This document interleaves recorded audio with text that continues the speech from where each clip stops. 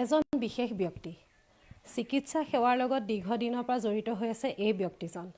Cancer ৰোগ বিশেষজ্ঞ হিচাপে প্ৰতিষ্ঠিত আছিল এই ব্যক্তিজন। বৰ্তমান তেখেত নামিছে ৰাজনীতিলৈ। কংগ্ৰেছ দলৰ পৰা বৰ্তমান টিকেট প্ৰত্যাশী এই ব্যক্তিজন। তেখেতৰ নাম মৰিয়নি সমষ্টিৰ চুকে কোণে এতিয়া বিয়পি পৰিছে। মৰিয়নি সমষ্টিটো যথেষ্ট জনপ্ৰিয়তা অৰ্জন কৰিছে এই ব্যক্তিজনে বৰ্তমানলৈকে। তেখেতৰ নাম হৈছে যদুনাথ বুঢ়াগোহাঁই। সমূহ দৰ্শকৰ তৰফৰ পৰা আপোনাক স্বাগতম জনাইছোঁ। ধন্যবাদ। প্ৰথমতে আপুনি পেছাগত হিচাপে এজন চিকিৎসক আছিলে। চিকিৎসাৰ পৰা আপোনাৰ ৰাজনীতিলৈকে এই যাত্ৰাটো অকণমান আমাৰ দৰ্শকসকলক জনাব নেকি? হয়, মই আমাৰ বৰ্তমান মৰিয়নিৰ যিটো শিমলুগুৰি মৌজা হয় তাৰ বামুণপুখুৰী স্কুলৰ পৰা মেট্ৰিক পাছ কৰোঁ। এইটো 1989ত আৰু তাৰ পৰা মই MBBS পাছ কৰোঁ গুৱাহাটী মেডিকেল কলেজৰ পৰা 1996ত। আৰু ইয়াৰ পিছত মই পষ্ট গ্ৰেজুৱেট কৰোঁ, PG কৰোঁ মানে শিলচৰ মেডিকেল কলেজৰ পৰা। আৰু তাৰপিছত মই কৰ্কট ৰোগৰ বিষয়ত এজন কৰ্কট ৰোগৰ শল্য চিকিৎসক হিচাপে প্ৰথমজন নৰ্থ ইষ্টৰ শল্য চিকিৎসক হিচাপে ট্ৰেইনিং লৈ আহোঁ আদিয়াৰ কেঞ্চাৰ ইনষ্টিটিউটৰ পৰা। তাৰপিছত ডক্টৰ ৰবি কানন বুলি আমাৰ এজন পদ্মশ্ৰী এৱাৰ্ডী তথা মানে মেগছেছে এৱাৰ্ডী হয়, তেওঁ কাম কৰি আছিলে কাছাৰ কেঞ্চাৰ হস্পিটেলত। তেওঁৰ লগত 2 বছৰ থাকোঁ আৰু তাৰপিছত গুৱাহাটী মেডিকেল কলেজত মই 8 বছৰ কাম কৰোঁ। 2011ৰ পৰা 2018লৈকে বিভিন্ন কাৰণত মই তেতিয়া চৰকাৰী চাকৰিৰ পৰা ভলেণ্টাৰী ৰিজাইন দিয়া হয়। আৰু মোৰ সামাজিক কামৰ লগত বহুতভাৱে মই জড়িত হৈ থাকোঁ। আৰু চৰকাৰী চাকৰি কৰিলেও বহুত কমিটমেণ্টো দিব লাগে, সময়ৰ কথা আছে, সেইটোৰ লগত অকণমান মিলাব পৰা নাছিলোঁ। আৰু বহুতখিনি ধৰি লওক আমি ভবাৰ দৰে মই পোৱা নাছিলোঁ। সেইকাৰণে মই চাকৰি এৰি দি মই প্ৰাইভেট প্ৰেক্টিছ আৰম্ভ কৰোঁ আৰু বিভিন্ন সামাজিক অনুষ্ঠানৰ লগত মই জড়িত হৈ আছিলোঁ।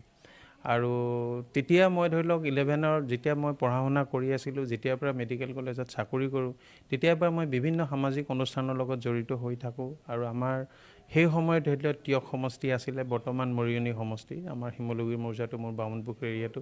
গতিকে সেইখিনি অৱস্থাৰ বৰ্তমান ব্যৱস্থাটো মই দেখা পাইছিলোঁ, কেনেকুৱা ধৰণৰ সমাজখন হৈছে, কেনেকুৱা ধৰণৰ উন্নতি হৈছে।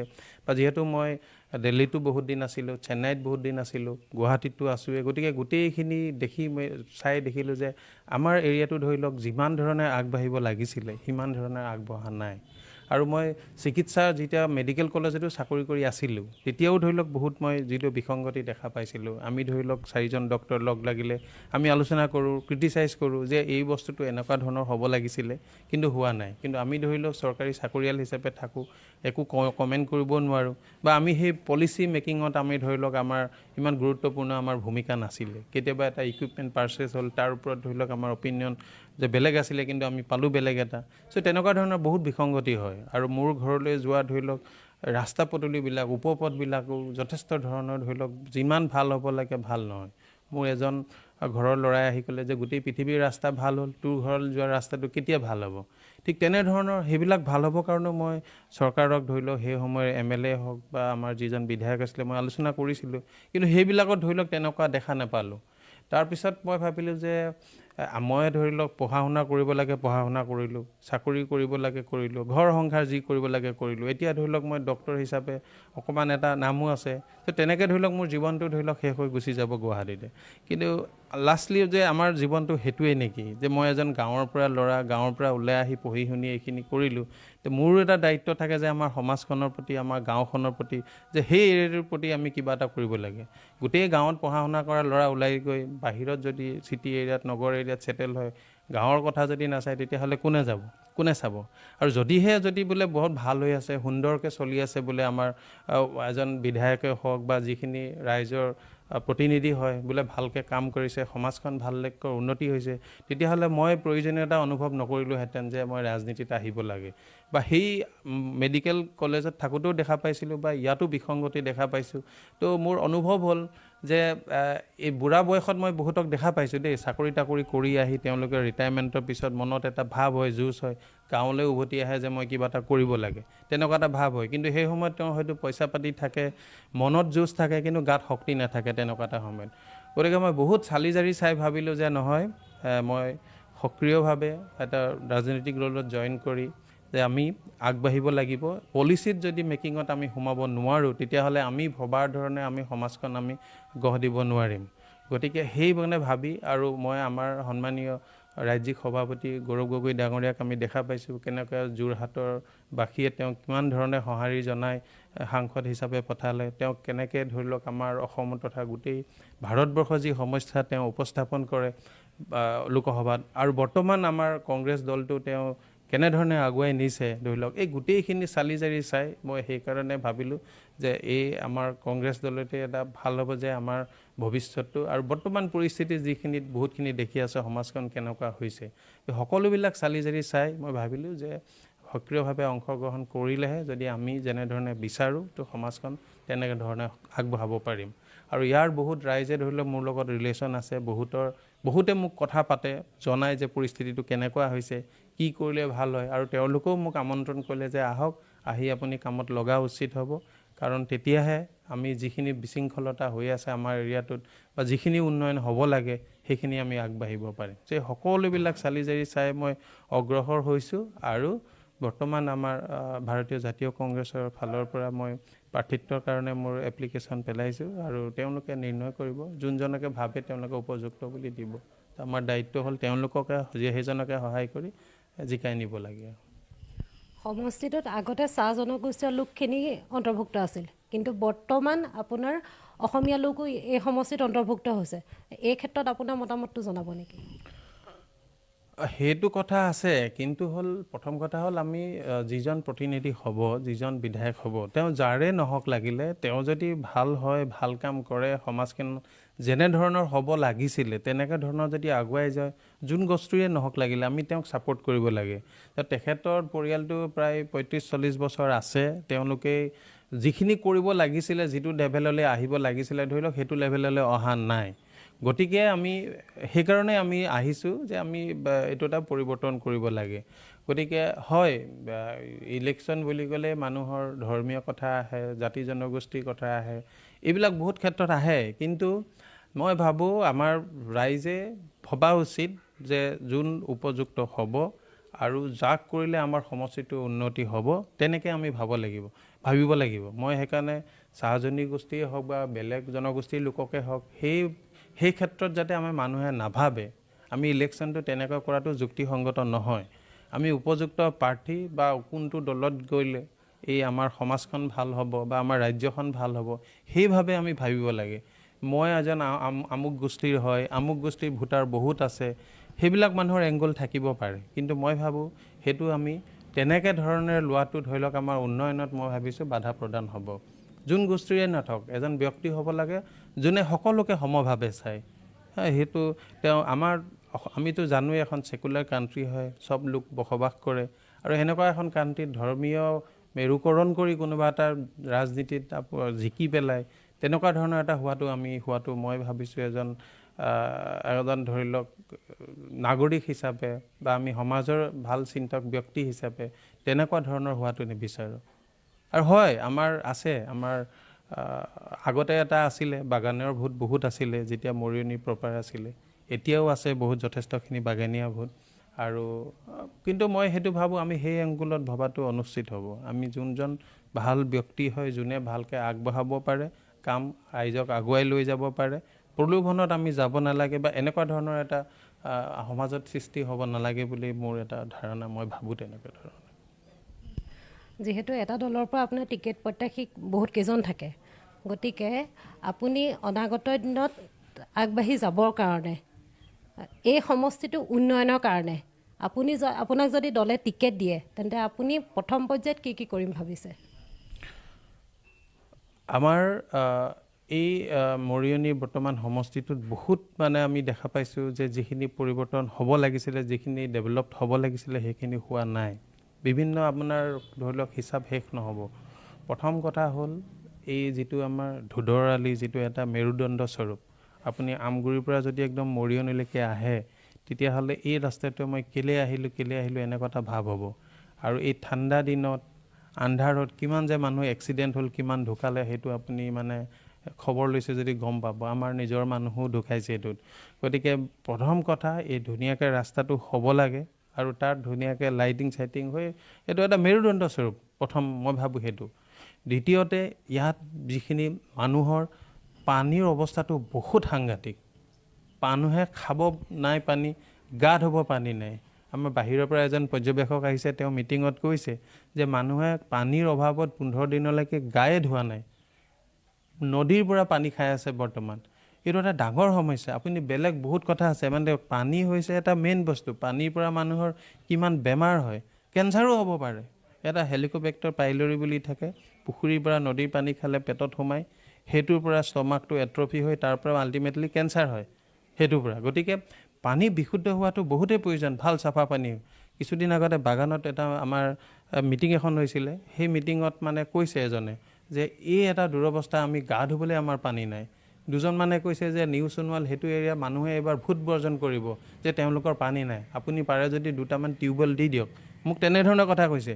গতিকে আমাক বহুত যিমানে আমাৰ কেনেকুৱা, আমি প্ৰথমতে খোজকাঢ়ি যাওঁ, চাইকেল এখন পালে ভাল হয়, চাইকেলৰ পিছত গাড়ীখন হ'লে ভাল হয়, কিন্তু আমাৰ বেছিক বস্তু যিখিনি লাগে সেইটোৱে আমাৰ হোৱা নাই। পানীটো মই ভাবিছোঁ এটা মানুহৰ কাৰণে বিৰাট ডাঙৰ বস্তু।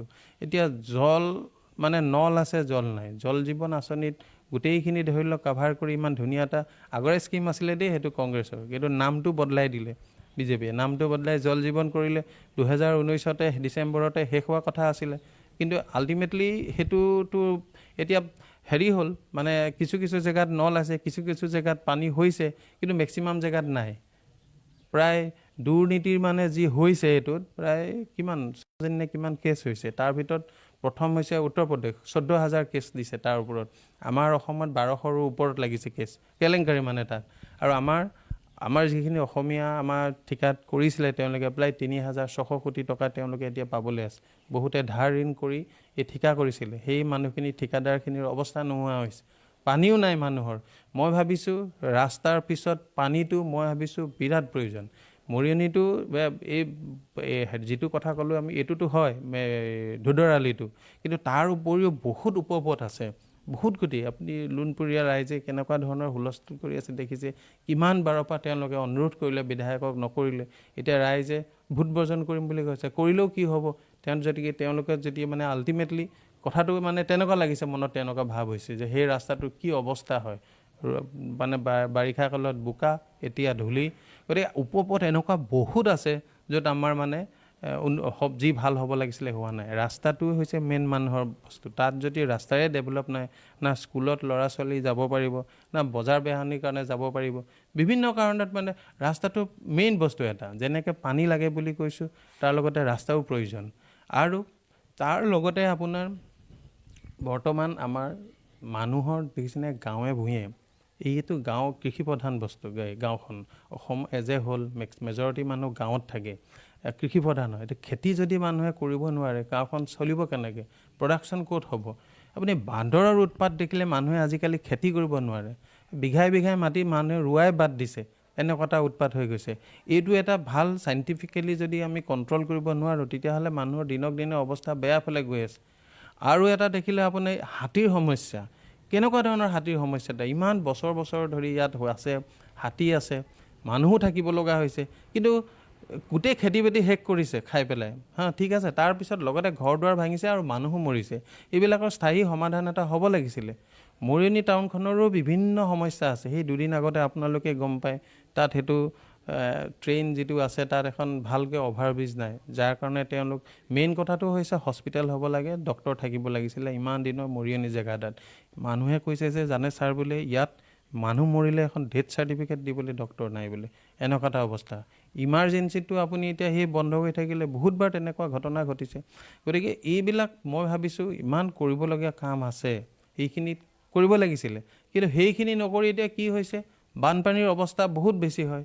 কিন্তু বানপানীৰ অৱস্থা হ'লেও তাত লাগিছিলে কি, এইফালে চিন্তামণিগুৰিৰ ফালে আপোনাৰ জাজি পানী বাঢ়ি আহে, ব্ৰহ্মপুত্ৰৰ পানী বাঢ়ে, মিটঙৰ পানী বাঢ়ে, এই মথাউৰিটো বন্ধ হৈ যায়। লাষ্টত বৰষুণ আহে, বৰষুণৰ পানীয়ে মানুহখিনি মানে ওলাই নাযায়, গতিকে মানুহখিনি বিপদ হয়। তাত কৰিছে যে কি অমৃত সৰোবৰ বনাব। এতিয়া সেইটো কৰিবলৈ গ'লে আমি মানুহে বুজি পোৱা নাই, 1700 বিঘা মাটি লৈছে তাত। মানুহ সেই মানুহখিনি কি হয়, খেতি বাতি কৰি মানুহ তেওঁলোকে মেক্সিমাম মানুহৰ ধৰি লওক হয়তো 10-15% মানুহৰ চাকৰি আছে, বাকীখিনি মানুহে খেতি বাতি কৰে। তেওঁলোকৰ ম'হ আছে, ম'হ গৰু আছে, মাছ চাছ আছে, খেতিও কৰে। তো গোটেই জীৱিকা ল'ৰা ছোৱালী পঢ়া মেলা আদি কৰি গোটেই সেইখিনিতে তেওঁলোক চলি থাকে। কিন্তু এতিয়া 17 বিঘা মাটি মানে কিমান গৈছে মানুহৰ অৱস্থা নোহোৱা হৈ গৈছে। মানুহে এইটো ল'ব পৰা নাই যে আমাৰ নিজৰ মাটি আমাৰ গুচি যাব। আৰু মানুহক সেইটো বুজাবলৈ মানে আমি বুজি পোৱা নাই যে পুখুৰী এটা খান্দিলে সেইটো কি খালী ৰাখিব নেকি, মানে তাত বাহিৰৰ পৰা পানী হোৱাৰ লগে লগে খুলি দিব, ভিতৰত সোমাই যাব নেকি। কিন্তু ৰাইজে বিচাৰিছিলে যে সেইটো ব্লক হৈ গ'লে যদি কেইটামান পাম্প দিয়া যায়, পানীটো ওলাই দিব পাৰে যদি, বা যিটো নল আছে তো ভালকৈ খান্দি যদি ওলাই দিব পাৰে, তেতিয়াহে সেইখিনি সমস্যা স্থায়ী সমাধান হ'লহেঁতেন। কিন্তু সেইটো ধৰণৰ হোৱা নাই। এতিয়াতো কৈছে যে আমি বনামহি, এনেকুৱা এটা মানে ৰূপ লৈছে। গতিকে এইবিলাক হৈছে আমাৰ দীৰ্ঘদিনীয়া বহুত সমস্যা মানুহৰ। আৰু তাৰ বাহিৰেও আপুনি চিকিৎসা ক্ষেত্ৰত আমাৰ অৱস্থা বহুত বেয়া। চিকিৎসা আপুনি বাগানৰে কথা কওক বা এজে হ'ল কথা কওক, আমাৰ কিবা এটা হ'লে যোৰহাট যাব লাগে। ইয়াত ধৰি লওক যিটো ক্ষেত্ৰত হ'ব লাগিছিলে, এতিয়া গোটেই আমাৰ অসমৰ এজে হ'ল মেটাৰনেল মৰ্টেলিটিয়ে হওক বা আপোনাৰ ইনফেণ্ট মৰ্টেলিটিয়ে হওক, এইবিলাক ধৰি লওক বহুত বেছি বেলেগ ৰাজ্যৰ তুলনাত। যিটো মানে ওপৰৰ ফালৰ পৰা 5 নম্বৰত আছিল হ'ব বুলি কৈছিলে নহয়, তল ফালৰ পৰাহে 5 নম্বৰত হৈছে। স্কুল কলেজৰ আছে ধৰি লওক প্ৰায় 8,000 ওপৰত স্কুল বন্ধ হৈ গৈছে। তাৰ লগতে মোৰ নিজৰ ঘৰৰ ওচৰৰ এখন স্কুল আছে। আৰু নিবনুৱা সমস্যাটো হৈছে আমাৰ এটা ডাঙৰ সমস্যা। আমাৰ ল'ৰাবিলাক বহুতবিলাকে চাকৰি নাই, তেওঁলোকে কি কৰিব? তেওঁলোকে গৈছে হেৰিত বাহিৰত যাব লগা হৈছে। বহুত পঢ়া শুনা ল'ৰা আছে, উপায় নাই, সিহঁতি এতিয়া বাহিৰত যাব লগা হৈছে, কাৰণ আমি ইয়াত চাকৰি দিব পৰা নাই। আৰু আমাৰ এইটো কৈছে যে প্ৰতি মাহে কিমানজন আমি হেৰুৱাব লগা হৈছে, মানুহ ডেকা ল'ৰা ঢুকাইছে চিকিউৰিটি কৰিবলৈ। যদি আমি এই ডেকা শক্তিক যদি আমি ভালকৈ এটা সুবিধা দিব পাৰিলোহেঁতেন, এতিয়া চৰকাৰে যি 1250 টকা দিয়া বা উদ্যমিতা এইবিলাক দি আছে, তাতকৈ যদি আমাৰ ল'ৰাই কাম কৰিব পৰা যদি সুবিধা এটা পালেহেঁতেন, কাম কৰি যদি 12,000 টকা যদি ইনকাম কৰিব পাৰিলেহেঁতেন, তেতিয়াহে মানে আমাৰ সমাজখনৰ উন্নতি হ'লহেঁতেন, খেতি বাতিয়েই হওক বা বিভিন্ন ক্ষেত্ৰত। কিন্তু এই আমাৰ যুৱ শক্তিক আমি কামত লগাব পৰা নাই, মানে উপযুক্ত আমি তেওঁলোকক সুবিধা দিব পৰা নাই। তাৰ কাৰণে বিভিন্ন ক্ষেত্ৰত আমাৰ ধৰি লওক আমাৰ যিখিনি গাঁৱৰ যিটো অৰ্থনীতি, সেই অৰ্থনীতিৰ অৱস্থা দিনক দিনে বেয়াৰ ফালে গৈ আছে। এফালে বান্দৰৰ উৎপাত, এফালে ধৰি লওক সেইফালে বানপানীৰ সমস্যা, ইফালে ধৰি লওক হাতীৰ সমস্যা আছে, আৰু লগতে আমাৰ নিবনুৱাৰ সমস্যা দিনক দিনে বাঢ়ি গৈ আছে। চিকিৎসা ক্ষেত্ৰতো অৱস্থা বেয়া। গাঁৱৰ ক্ষেত্ৰতে কওক বা আপুনি আমাৰ এইফালৰ এইটো ছাইডৰ কথা কওক বা সেইফালৰ কথা কওক, যে এখন জেগাত মানে মই ভাবিছোঁ ভাল এজন চিকিৎসক, গাইনী ডক্তৰ এটা ভাল কাভাৰ থাকিব লাগে, পেডিয়াট্ৰিচিয়ান এজন থাকিব লাগে, এনাস্থেটিষ্ট এজন থাকিব লাগে, আৰু যদি চাৰ্জন এজন থাকি যায় তেতিয়া যথেষ্টখিনি মানুহখিনি সুবিধা হয়। আৰু সেই ডক্তৰখিনি, আমাৰ ডক্তৰ বহুত আছে, ডক্তৰ নাই যে এনেকুৱা নহয়, কিন্তু সেই সুবিধাটো যোনটো জেগাত থাকিব, সেই পৰিৱেশ এটা সৃষ্টি কৰিব লাগিব ডক্তৰটো থাকিবৰ কাৰণে। আৰু ধৰি লওক যেনেকুৱা ধৰণৰ হ'ব লাগে সুবিধাখিনি দিলে মানুহ নিশ্চয় থাকিব। আমিতো গাঁৱৰ পৰা অহা মানুহ, আমি গাঁৱত কিয় নাথাকিম? মেক্সিমাম মানুহটো তেনেকুৱাই হয়। কিন্তু সুবিধাটো সেইখিনি কৰি দিব লাগিব, যাতে মানুহে থাকে, মানুহে কাম কৰা ইনফ্ৰাষ্ট্ৰাকচাৰ পায়। এতিয়া কেতিয়াবা চাৰ্জন পষ্টিং দিয়ে এখন PHCত গৈ, তেওঁ থাকে, বাকী একো নাথাকে, বস্তু একো নাই, তেওঁ কি কৰিব? না এনাস্থেটিষ্ট আছে, না তেওঁ ইকুইপমেণ্ট আছে। গতিকে এই বস্তুখিনি আমি ডাঙৰ বিল্ডিং বনাওঁ বা ডাঙৰ এডভাৰটাইজমেণ্ট কৰাতকৈ ভিতৰত একচুৱেলি কি হৈছে সেইখিনি নোচোৱালৈকে আমাৰ সমস্যাবিলাক সমাধান নহয়। আৰু এই সমাধান নোহোৱালৈকে মেডিকেল কলেজবিলাকত গৈ মানুহে প্ৰেছাৰ দিব। আৰু বেছি মানুহ হ'লে তাতো ধৰি লওক লিমিটেড ডক্তৰ আছে, তাতো ধৰি লওক বহুত এপইণ্টমেণ্ট এতিয়ালৈকে খালী আছে, ধৰি লওক চিষ্টাৰে হওক বা ডক্তৰে হওক। গতিকে কি হয়, তাত ভিৰ হয়গৈ, আল্টিমেটলি সেইটো কেয়াৰ দিব নোৱাৰে, মানুহৰ হুলস্থুল পৰিস্থিতি। গতিকে তলৰ পৰা যদি বস্তুবোৰ আমি সমাধান নকৰোঁ, তেতিয়াহ'লে আমি ওপৰত ধৰি লওক বোলে আমি ইয়াতে কৰিম, তেতিয়া কেতিয়াও নহয়। গতিকে এই বিভিন্ন সমস্যাৰে আমাৰ এই জেগাখন জৰ্জৰিত হৈ আছে, আমাৰ মৰিয়নি। মই ভাবোঁ আমি ৰাইজে সকলোৱে ভবা উচিত, আগবাঢ়ি অহা উচিত, যাতে আমি এই গোটেই আমি 126টা সমষ্টিৰ ভিতৰত আমি কাম কৰি যাতে আমি জাকত জিলিকা কৰিব পাৰোঁ আমাৰ মৰিয়নি সমষ্টিটো। মই সকলোকে মোৰ ফালৰ পৰাও অনুৰোধ জনাইছোঁ। যদি দলে টিকেট দিয়ে তেন্তে মৰিয়নি সমষ্টিত পূৰা উদ্যমেৰে কাম কৰিবলৈ আপুনি আগ্ৰহী? হয়, দলে আমাৰ বৰ্তমান মৰিয়নিত কংগ্ৰেছৰ ভালেই পজিশ্যন হয়। আমি 5জন আছোঁ, কোনোবা এজনক দিলেই হ'ল। আৰু মোক যদি দলে ভাবে যে মই উপযুক্ত হ'ম, মই ডেফিনেটলি আগবাঢ়ি যাম আৰু উদ্যমেৰে কাম কৰি আছোঁ। আৰু এইটোতো দলৰ কথা, দলে দিলেতো ভালেই, নিদিলেও যিখিনি প্ৰয়োজনীয় কাম আগৰ যেনেধৰণে কৰি আছোঁ, আমি কাম কৰি আগবাঢ়ি গৈ থাকিম। আৰু আমাৰ যোনজনে প্ৰাৰ্থী নিদিয়ক, তেওঁক আমি জিকাই আগবঢ়াই লৈ যাব লাগিব। ঠিক আছে, ধন্যবাদ ডাঙৰীয়া। তেখেতৰ পৰা সকলো কথাখিনি গম পালোঁ। যদি দলে টিকেট দিয়ে তেন্তে তেখেতে নতুন উদ্যমেৰে মৰিয়নি সমষ্টিত কাম কৰিবৰ কাৰণে খুবেই ইচ্ছুক, আৰু যদি নিদিয়েও তেতিয়াও তেখেতে বাকীসকলৰ সহযোগত সমষ্টিটো উন্নয়নৰ কাৰণে কাম কৰি আগবাঢ়ি যাব। কেমেৰাত ৰাজীৱৰ সহযোগত মই জ্যোতিকা মহন্ত, চাই